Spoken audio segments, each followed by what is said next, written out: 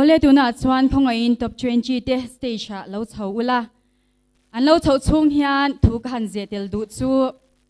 kumtin merch tha a telen han hi nei tum chin ani a information kim changjok hiat nan khonga in mi puiten Instagram kan page click thok ti le YouTube channel a click thok ti kha khonga ya lo follow a min lo subscribe sak cheu turin kan som chewani results puan hi judges te kuta hanlan meila change khonga in judges te stage a lo chho ula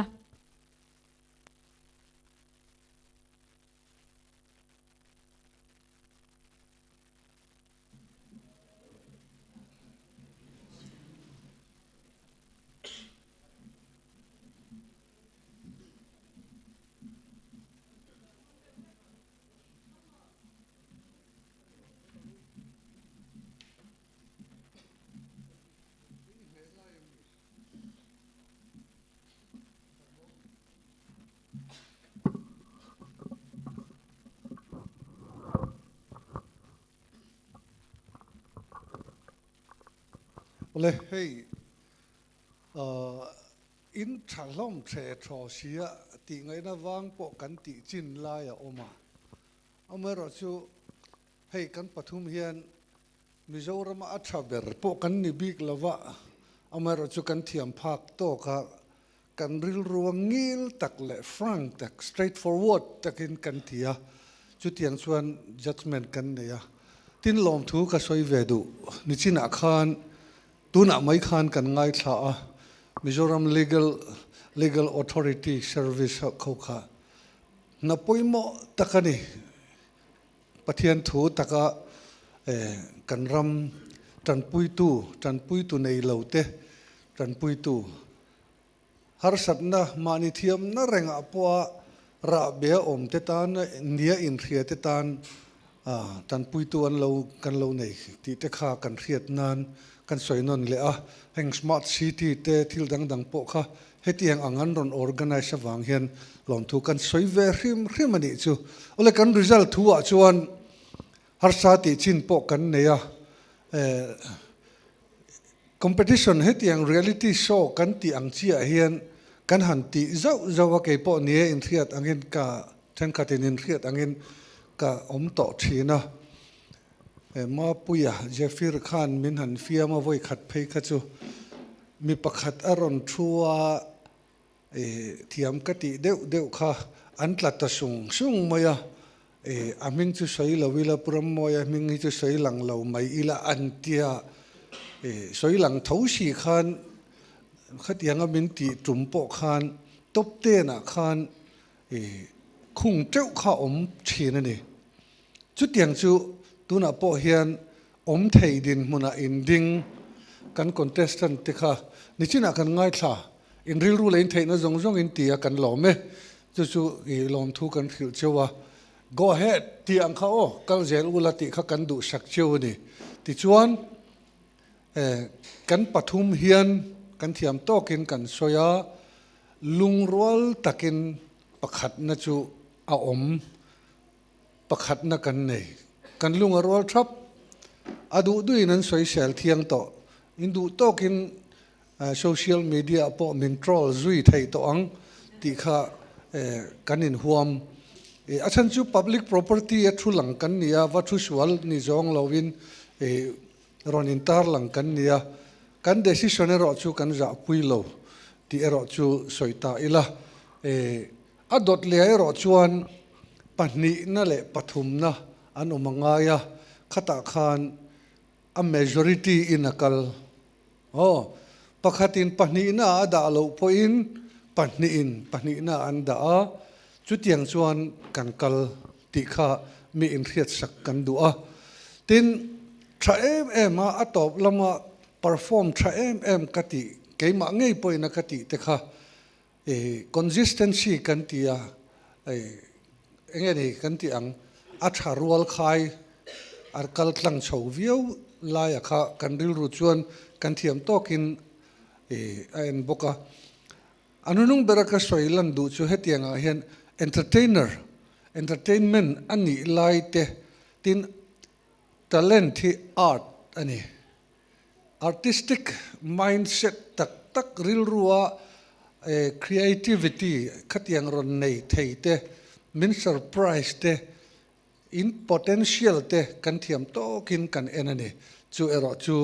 result omlo thayani lawa pakhatna omlo thayani si lawa pani na te khatiang khan ranking omlo thayani lawa amero chu contestant in thiat focus chu mana khan Adam Lambert ka pakhat na tiro American Idol khan kaputar to dewa ka thiat lui dewa ni pon min thia mula ma she Carrie Underwood kha akal chho zui jo kani pakhat na ni kher kha ani lawani ti la ro chu min thiat sak kadu ole ka thian pain soi ve phot sela angai lo mai a ole a in su mani chu ti chuan result kan ngai tha thei don ani ang ama sain contestant zong te helaya Mizoram mi pui mu tura in talent tin ron pho chuak shim hi in chuan omin in huai sen gatia kangai sang lut tuk chewa ke po hi contestants ni ve chin gania voi tam tak chuan in mi ma hetia lo dina lo perform hi a har sat zate azam tur zate ka shia thiam pui chewa tu ti chung chuan atu mai po hi up ber changa he helaya ga bula ding te pani du deu te thleng hianin that kinin ron perform theya ka chuang lu tuk chewa chuanin atu po pakhat na polo ni se lo tling lo ta po ni ula in kalzel na tur hi ala thui lu tuka he in top na ni lo ti kha ka soi ve du bokani e tuna chuan result pon na kan lo nei to anga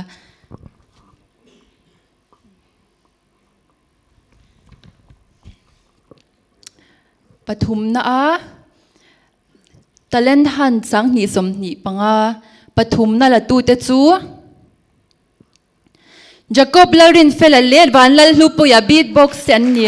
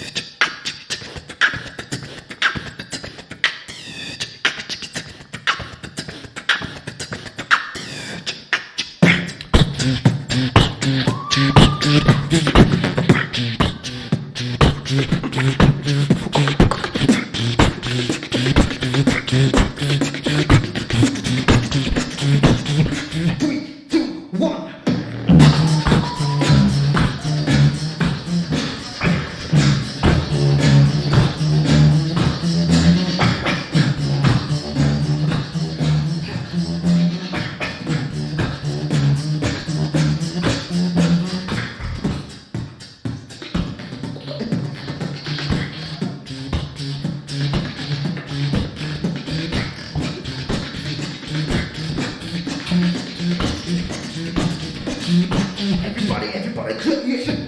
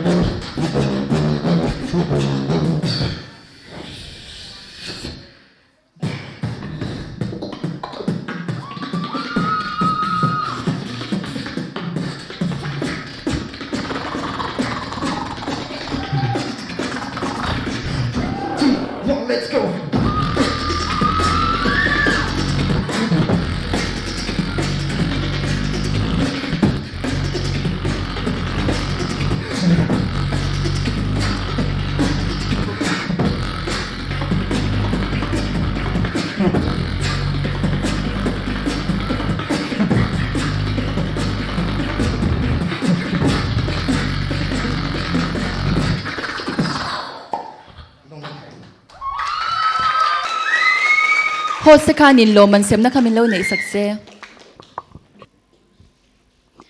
pathum na lo man hi puram moyan min lo sem sak mai se heta kan contestants te kha heta hanin in local thei chuan host te khan in anon lamekin ka sha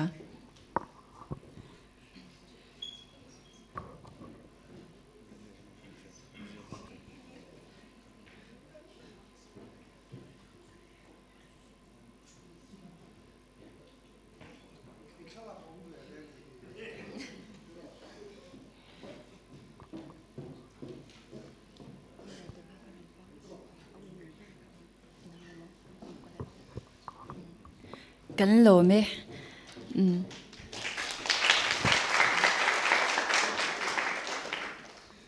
tuna chuanin pahni na lo man dong tu te kan lo puang le nga langa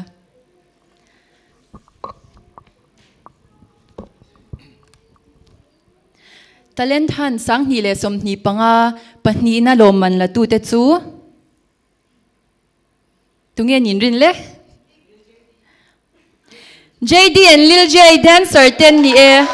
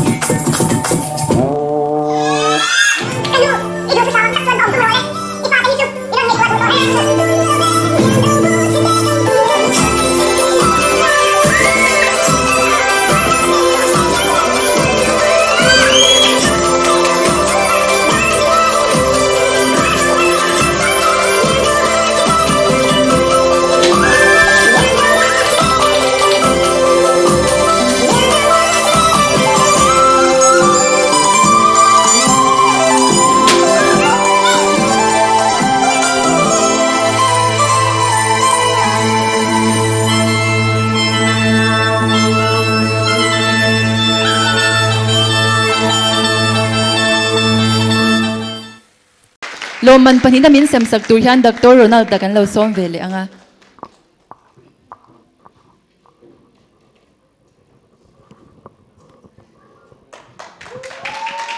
JD le Lil J ta kan lom puilu tuke lo man pakhat na hi kan hosin min lo puan sakse ole kan top 20 te hi an thiam em veka amai ro chu top 3 cha thlan an nga ya amai ro chu an thiam veka ni ti kha mi pui ten khongai nin lo shadonya an zawai tang kut vai kha ti han ben sak liang u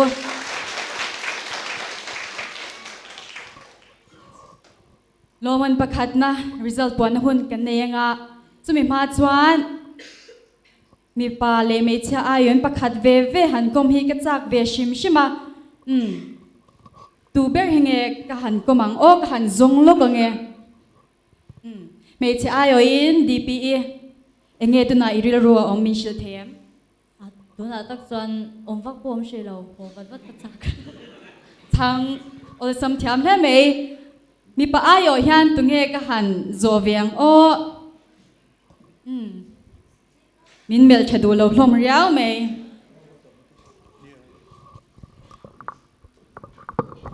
ete me kan zo tenge tu na nang enge ril ro om khong ai min han shil bela in lama chung te lom te soi na han nei lo la tro i karong kal i gong shen vel hi kan thenom te ta ni a chun i in lama anu ten min lo en boka chuan i จ่ายแล้วมาก็รองกัลนะตัวข้าบุยเดียวไหมกันเฉลิมแต่กันอันไปมินมันตีบอกว่าอันจุงอ่ะก็รู้ไม่พวกกันนี่ ลมทูกันซอยอันจุงอ่ะอ๋อ Bolinas, ipanicha kazo tang katinayang kazo chaklat tunay nge nang irilruwa omin shilthem. Engpo ni may engpo. Nakani nghe ni lo ka ngai to. Chalut to. Ko ngayon ko tanben saklok yang o. Lom oma nang enge irilruwa om. Mo? Tunay nge irilruwa om le. Engpo ni may engpo. Big cube ka shot wa. Kinakan la shot ti rang hun rem sanga. An va in ka kom chak biao na in time consume al ho oma chu bang chuan kangkal no me nga tuna chuan result pon hun tak tak kan ne nga in sha chak to audience te phur the win ale alom ame kum sang hi som hi panga talent han winner chu kum sang hi som hi panga talent han winner chu min la shil lo ta ni just te khan khang ngai in paper kha min lo pe ula kan program hi at la chop em ya tin chu mai ba ka information chiang kwang lo te kan han puang le china khong ai mi pui ten min lo she thiam don ya ke po at la chop phian ka china sa thei em ma win taya po inge ka makeup ka hair and makeup artist op fa nai po inge hey win han chei no me ya ka lang thang ye thalo po ka shilo ai mai ro ka meng room ti hi chu ka sha ni and just there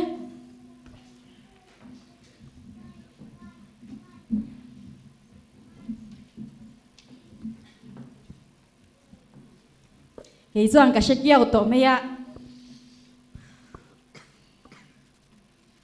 soi tuang khan kan top 20 te hi an thiam em vek maya amai ro chu top 3 che anom the wangin khongai in mi puiten in lo shedon ya tho han la lom phot deule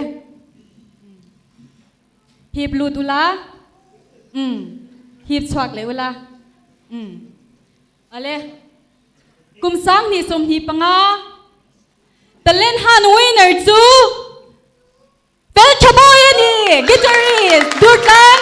ateng me kan lom puye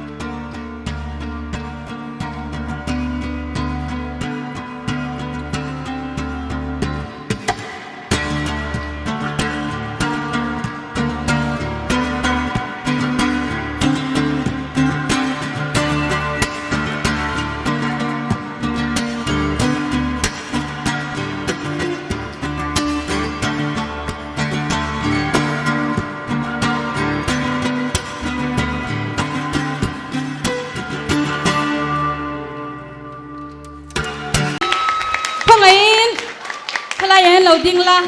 lo man min sep sak tu turatan pu Vincent Lel Rokima Mizoram State Legal Services Authority a member secretary kan so me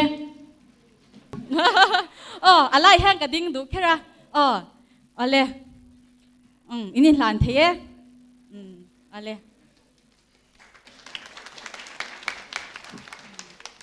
ale kan lom puye ash om khop maya mai ro chu